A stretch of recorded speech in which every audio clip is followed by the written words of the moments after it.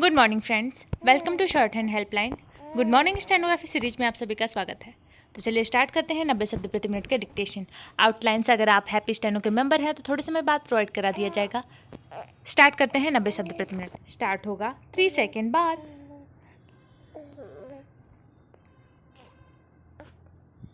Start. Supreme court ने आरक्षण में सुधार की दिशा में जो कदम बढ़ाया है वह न केवल सराहनीय बल्कि स्वागत योग्य है।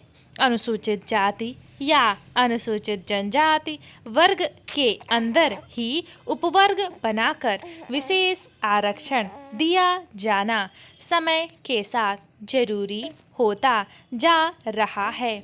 ऐसे में सुप्रीम कोर्ट को अपने ही 16 साल पुराने फैसले पर विचार करना है।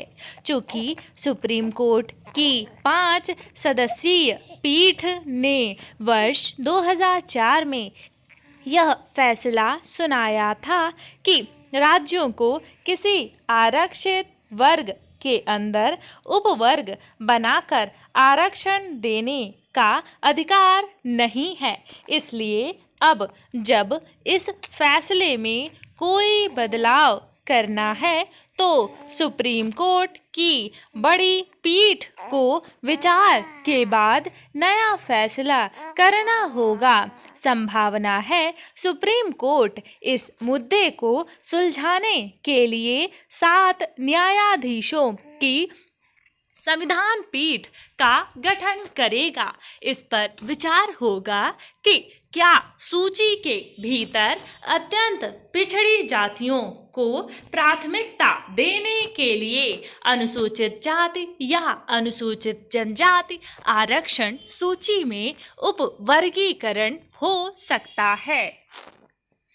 दरअसल पंजाब सरकार ने वर्ग के अंदर उपवर्ग बनाकर आरक्षण देने की कोशिश की थी, लेकिन पंजाब उच्च न्यायालय ने सुप्रीम कोर्ट के 2004 के फैसले का हवाला देते हुए उसके कदम को गलत ठहरा दिया था। ईवी चिनैया मामले में सुप्रीम कोर्ट ने यह माना था कि इस तरह का उपवर्गीकरण अवैध है। अब अगर स्वयं सुप्रीम कोर्ट को लग रहा है कि वह अपने फैसले की समीक्षा कर सकता है तो देश को इस पर अंतिम फैसले का इंतजार करना चाहिए। सुप्रीम कोर्ट द्वारा पुनर्विचार आरक्षण सुधार की दिशा में एक महत्वपूर्ण कदम होगा और इसकी जरूरत कम से कम 2 दशकों से महसूस की जा रही थी। अनेक मामलों में तो यह लगने लगा है कि अनुसूचित जाति या जनजाति के अंदर ही अनेक उपवर्ग अर्थात जातियां उपजातियां हैं जो आरक्षण की दौड़ में पिछड़ने लगी हैं।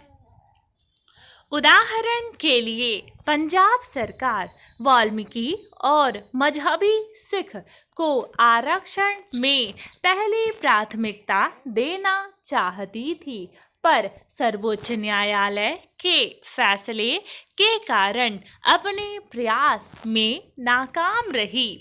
सुप्रीम कोर्ट में न्यायमूर्ति अरुण मिश्रा ने गुरुवार को संकेत किया कि एक बार जब सरकार को आरक्षण देने की ताकत मिली हुई है तब वह वंचितों को लाभ पहुंचाने के लिए उपवर्गीकरण भी कर सकती है।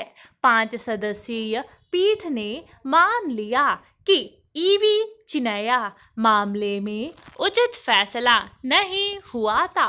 पीठ ने यह भी कहा कि राज्य विधानसभाएं अनुसूचित जाति श्रेणियों के भीतर उपजातियों को विशेष उपचार देने के लिए कानून बना सकती हैं। भारत में विभिन्न अध्ययनों में यह बात सामने आती रही है कि ऐसी अनेक जातियां उपजातियां हैं जिन तक आरक्षण का लाभ नहीं पहुंच पा रहा है। कुछ जातियां आरक्षण का लाभ लेने में आगे हैं और अपेक्षाकृत बेहतर स्थिति में पहुंच गई हैं, जबकि पिछड़े समाज में एक बड़ा तबका है जो प्राथमिक शिक्षा से भी वंचित है। इन वंचित जातियों को आगे लाने के लिए अनेक राज्य अपने अपने हिसाब से सक्रिय हैं। सुप्रीम कोर्ट का फैसला आने के बाद ऐसे राज्यों को महावंचितों या महादलितों तक पहुंचने में खासी मदद मिलेगी। ऐसा करते हुए उन जातियों को भी आरक्षण का लाभ जारी रहेगा जो अपेक्षाकृत लाभ में रही हैं। बेशक सुप्रीम कोर्ट का ताजा रुख देश के समेकित और संतुलित विकास का बल देगा। डिक्टेशन समाप्त हुआ। ऐसे ही प्रतिदिन आपको डिक्टेशन मिलता रहे, इसके लिए चैनल को सब्सक्राइब कर लीजिए और बगल में जो नोटिफिकेशन बेल आइकन है उसे दबाना बिल्कुल भी ना भूलें। धन्यवाद।